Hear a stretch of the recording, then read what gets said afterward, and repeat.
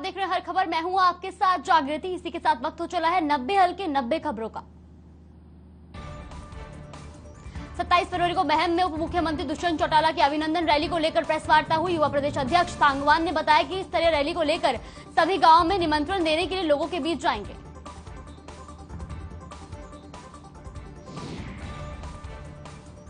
Party के महासचिव अजय चौटाला और प्रदेश के उप मुख्यमंत्री संगठन को मजबूत करने का काम करेंगे। रविंद्र सांगवान ने बताया कि महम हल्के में विकास कार्यों में किसी तरह की कमी नहीं आने दी जाएगी।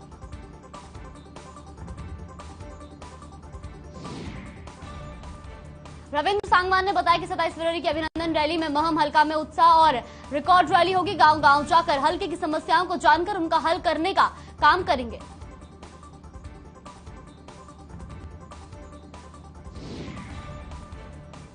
रादौर के गांव गुमथला राव में स्थित इनकलाब मंदिर में स्थापित महान क्रांतिकारी मंगल पार्टी की प्रतिमा का विधानसभा अध्यक्ष ज्ञानचंद गुप्ता ने वर्चुअल माध्यम से अनावरण किया।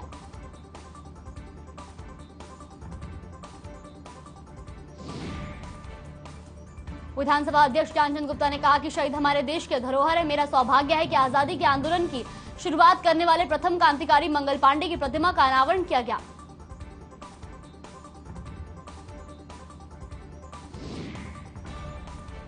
विधानसभा अध्यक्ष ज्ञानचंद गुप्ता ने केंद्र सरकार से शहीदों के संवैधानिक रूप से शहीद का दर्जा दिए जाने की मांग की। इस मौके पर इनकलाब मंदिर में सदस्यों ने विधानसभा अध्यक्ष को शहीदों का चित्र भेंट कर सम्मानित किया। कैथल दौरे पर इनेलो सुप्रीमो ओम प्रकाश चौटाला। इस दौरान ओम प्रकाश चौटाला ने कार्यकर्ताओं से मुलाकात की। ब्लॉक कुंडली में कार्यकर्ता सम्मेलन को ओम प्रकाश चौटाला ने संबोधित किया।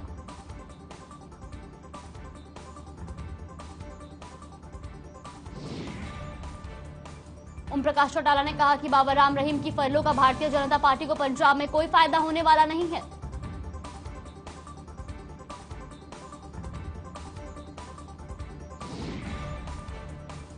ओम प्रकाश चौटाला ने सरकार पर कटाक्ष करते हुए कहा कि आज इस देश का हर नागरिक इस लुटेरी सरकार से नाराज है, परेशान है और लोगों ने अपना मन बना लिया है कि सरकार का आने वाला चुनाव में सुपड़ा साफ करना है।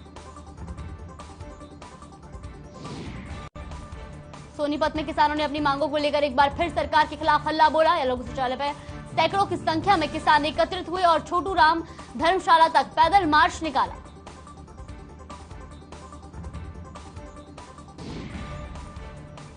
लघु सचिवालय के मेन गेट पर धरना देकर प्रशासन और सरकार के खिलाफ नारेबाजी की। किसानों का आरोप है कि सरकार ने वादा किया था कि खराब फसल की जल्द गिरदावरी करवाकर मुआवजा दिया जाएगा, लेकिन सरकार ने कोई भी वादा पूरा नहीं किया। भूमि अधिग्रहण बिल को लेकर भी किसानों का कहना है कि इससे विरोध किया जाएगा, जिसे लेकर किसानों ने ज्ञापन सौंपा है।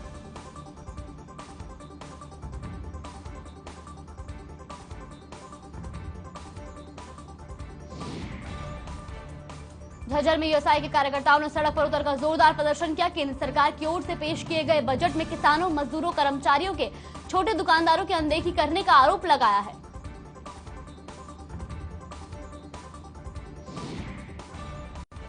कार्यकर्ताओं ने जिला मुख्यालय पर एकत्रित होकर केंद्र सरकार के खिलाफ जमकर नारेबाजी की और सरकार का पुतला भी फूंका।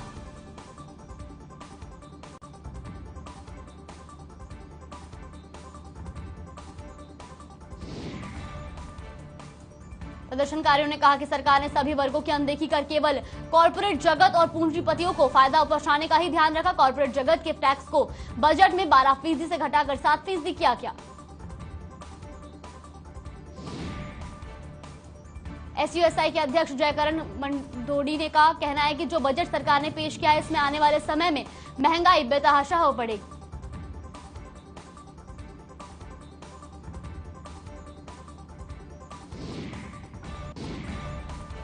करनाल मैसन रोड पर टोल प्लाजा के पास बड़ा सड़क हादसा हुआ। तेज रफ्तार ओवरलोडेड धान से भरे ट्रक ने पुलिस की गाड़ी को जोरदार टक्कर मारी, जिससे गाड़ी बुरी तरह से क्षतिग्रस्त हो गई।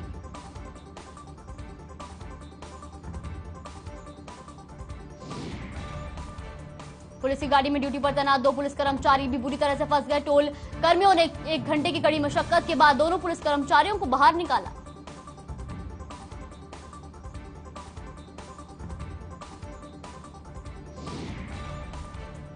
जहां हादसे में इलाज के दौरान एससी सुरेंद्र की मौत हो गई, तो जबकि एसआई मुकेश की हालत अभी गंभीर बताई जा रही है। पुलिस मामले की जांच कर रही है। फिलहाल ट्रक चालक और अन्य साथी मौके से फरार हो गए हैं।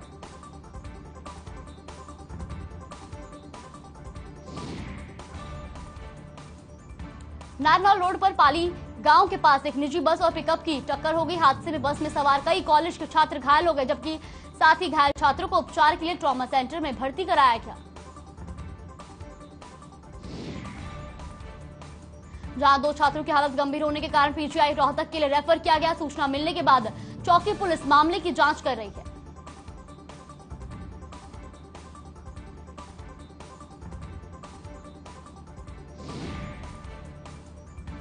चरखी दादरी के कबीर नगर में पिछले काफी समय से सीवर व्यवस्था का बुरा हाल है, जिसकी वजह से कॉलोनी वासियों को बहुत परेशानियों का सामना करना पड़ रहा है।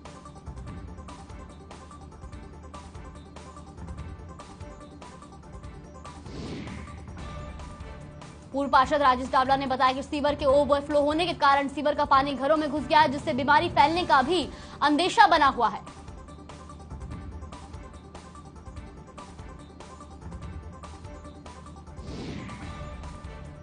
कॉलोनी वासियों ने कहा कि सीवर व्यवस्था को लेकर उन्होंने धरना प्रदर्शन किया था, लेकिन उस समय आश्वासन दिया गया था कि आपकी समस्या का जल्द समाधान होगा, पर अब तक कोई कार्रवाई नहीं की गई है।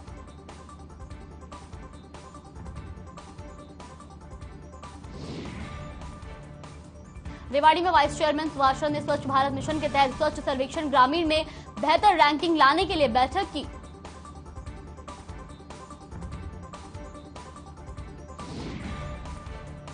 वाइस चेयरमैन सुभाष चंद्र ने बैठक को संबोधित करते हुए कहा कि स्वच्छ सर्वेक्षण ग्रामीण में बेहतर रैंकिंग लाने के लिए कड़ी मेहनत और प्रयास करने होंगे।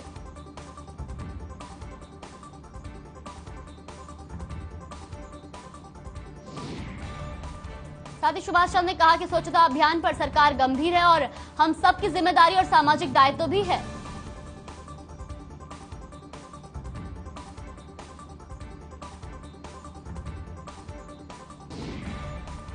जींद में 10 फरवरी से खुलेंगे स्कूल, पहले से 9वीं तक के स्कूल खुलेंगे। जींद में स्कूल प्रशासन ने इंतजाम पूरे किए, वहीं कोविड नियमों की पालना के साथ स्कूल चलेंगे।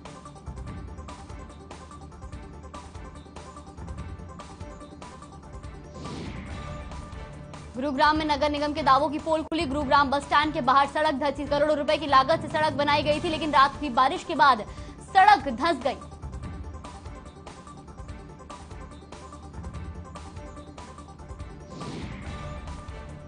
सोनीपत में अवैध कॉलोनी के खिलाफ नगर निगम की बड़ी कार्रवाई सामने आई है, जहां सोनीपत में नगर निगम की टीम ने 4 जगह अवैध कॉलोनियों पर पीला पंजा चलाया है।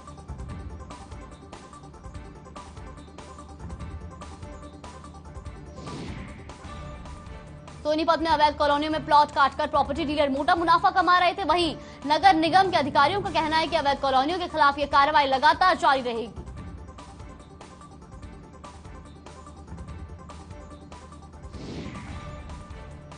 पलवल में सदर थाना पुलिस ने नकली पनीर से भरी पिकअप गाड़ी पकड़ी। गाड़ी में करीब 1500 किलो नकली पनीर की खेप मेवात से दिल्ली की ओर लाया जा रहा था।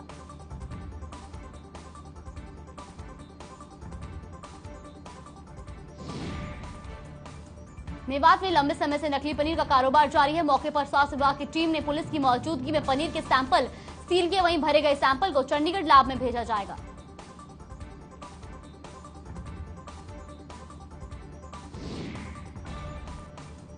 सोनीपत में चोर लगातार बेखौफ होते जा रहे हैं, जहां सोनीपत के बीच में बिस्मिल्लाह चौक पर एक दो ही नहीं बल्कि बीती रात चोरों ने 6 दुकानों को अपना निशाना बनाया है।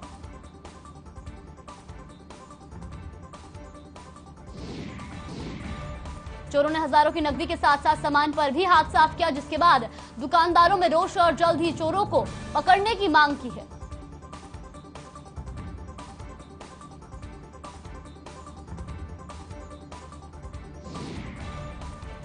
दुकानदारों ने कहा कि पुलिस ने नेशनल हाईवे 44 से उनकी मार्केट के रास्ते को बंद कर दिया गया है, जिसकी वजह से पहले ही उनकी दुकानों पर कोई खरीदार नहीं पहुंच रहा है।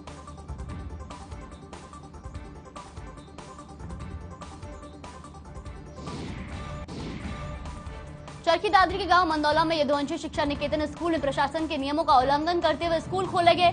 चरखी दादरी एसडीएम वीरेंद्र सिंह ने स्कूल पर छापा मारा और मामला दर्ज कर कार्रवाई शुरू की है।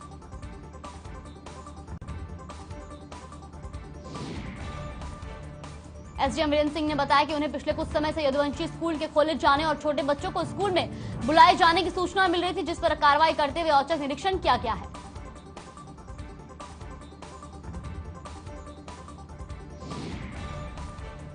गुरुग्राम पुलिस को बड़ी कामयाबी मिली, जहां पत्नी और बेटी की हत्या करने वाले पति को गिरफ्तार किया गया। वहीं नशे की हालत में पति ने पत्नी और बेटी की हत्या की थी।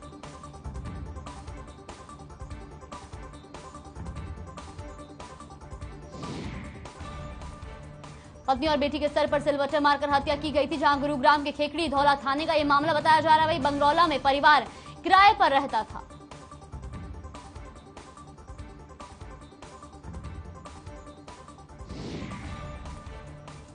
पंचकुला के रामगढ़ प्राथमिक प्रशिक्षण केंद्र ने आईटीबीपी भानु में 97 कमांडो कोर्स में 105 परीक्षार्थी परीक्षण ले रहे हैं। इसी के मौके पर सेनानी अधिकारी समेत कमांडो कोर्स प्रशिक्षक मौजूद रहे। उप महानिरीक्षक आईटीबीपी राजीव शर्मा ने बताया कि कोर्स के दौरान कमांडो को अनेक तरह की मुश्किल परिस्थितियों का सामना और उनसे निपटने के लिए तैयार किया जाता है, जिसमें हेली स्लेदरिंग कमांडो कोर्स का एक मुख्य हिस्सा होता है।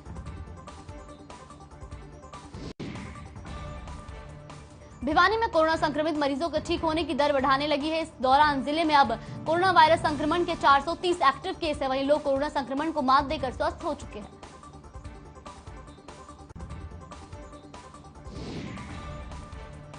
पिछले एक सप्ताह में नए मामलों की अपेक्षा स्वस्थ होने वाले लोगों की संख्या बढ़ने से जिले में कोरोना के एक्टिव केस भी कम होने लगे। इस लहर में अधिकांश मरीज घर पर ही रहकर ठीक हुए हैं।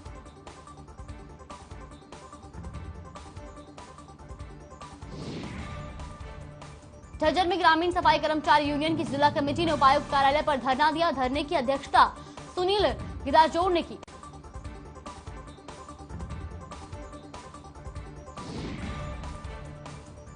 ग्रामीण सफाई कर्मचारी यूनियन के जिला सचिव संदीप महरोत ने बताया कि ब्लॉक में ग्रामीण सफाई कर्मचारियों को पिछले 3 महीने से तनख्वाह नहीं मिल रही।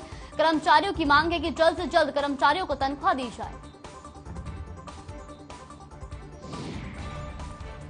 चौधरी चरण सिंह हरियाणा कृषि विश्वविद्यालय में वार्षिक कैलेंडर 2022 पर चौधरी चरण सिंह का फोटो हटाए जाने का विवाद लगातार गहराता जा रहा है।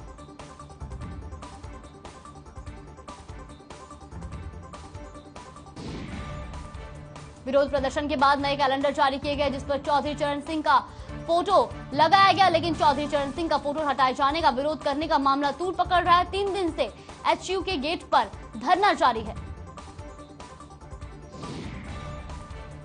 बहादुरगढ़ में 70 वर्षीय बुजुर्ग महिला की हत्या के 2 आरोपियों को पुलिस ने गिरफ्तार करने में सफलता हासिल की। दोनों आरोपियों के ने असौदा रेलवे स्टेशन के पास एक 70 वर्षीय बुजुर्ग महिला से लूट की थी और बाद में वहां से फरार हो गए थे।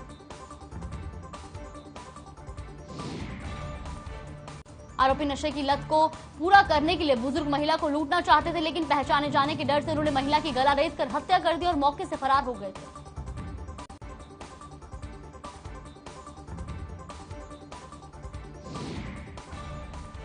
वहीं पुलिस ने सूचना के आधार पर दोनों आरोपियों को गिरफ्तार करने में सफलता हासिल की है। दोनों आरोपियों की पहचान असौदा गांव निवासी सुमित और विकास के रूप में हुई है।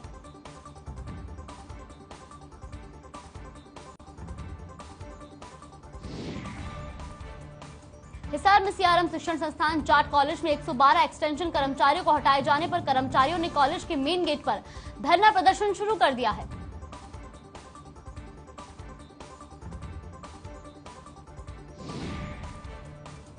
धरनारत एक्सटेंशन कर्मचारियों का कहना है कि उन्हें बगैर कोई नोटिस दिए अचानक से हटा दिया गया है, जिसके विरोध में उन्होंने अपना धरना प्रदर्शन शुरू किया है।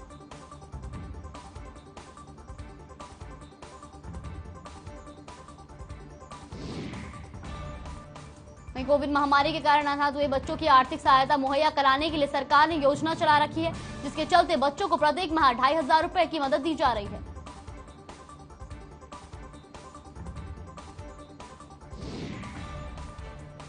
जिला बाल संरक्षण अधिकारी ने बताया कि सरकार ने मुख्यमंत्री बाल राहत कोष के जरिए कोविड महामारी के दौरान अनाथ हुए बच्चों को आर्थिक सहायता देने का प्रावधान किया है, जिसके तहत प्रत्येक बच्चे को 2500 रुपए प्रति माह दिया जा रहा है। जिला बाल संरक्षण अधिकारी ने कहा कि लोगों को ज्यादा से ज्यादा आर्थिक मदद मिल सके, इसके लिए भी जागरूकता अभियान चलाया हुआ है।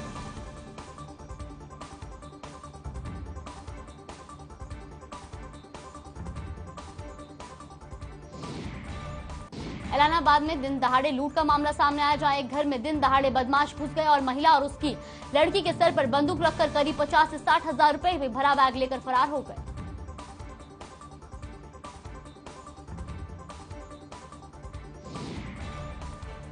3 लुटेरे एक बिना नंबर की मोटरसाइकिल पर आए थे। एक बाहर मोटरसाइकिल पर बैठा रहा और बाकी 2 लुटेरों ने रिवॉल्वर के साथ घर में घुस गए। वहीं पुलिस गली में लगे सीसीटीवी खंगाल रही है।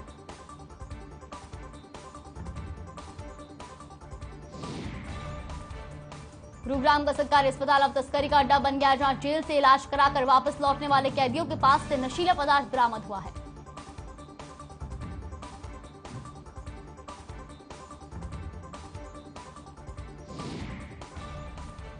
कैदी को डॉक्टर के पास ले जाने के दौरान नशीला पदार्थ उनके पास पहुंच रहा है। जेल प्रशासन ने मोहनजसी थाना पुलिस को इस मामले की शिकायत दी है।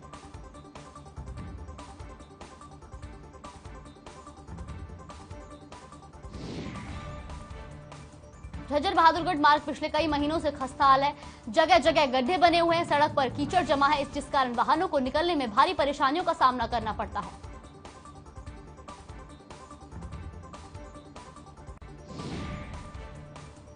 सबसे ज्यादा समस्या बरसात के समय होती है, जब थोड़ी सी बरसात में ही इन गड्ढों में पानी भर जाता है, जिस कारण इस मार्ग में गुजरना किसी जंग लड़ने के बराबर हो जाता है।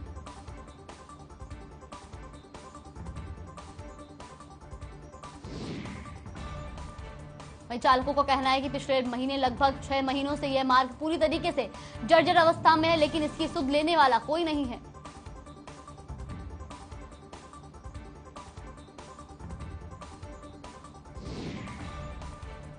सोहना में मैदान में दुकान कमर्शियल दुकान बनाने पर एसडीएम सोहना को सोहना वासियों ने ज्ञापन सौंपा। खिलाड़ियों का कहना है कि अगर मैदान में बनाई गई तो खेल का मैदान खराब हो जाएगा।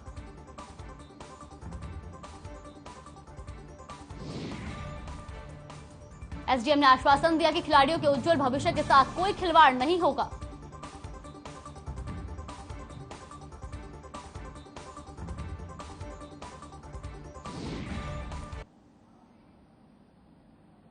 नब्बे हल्के 90 खबरों में फिलहाल के लिए बस इतना ही। रुकते हैं एक छोटे से ब्रेक के लिए, ब्रेक के बाद फिर लौटेंगे।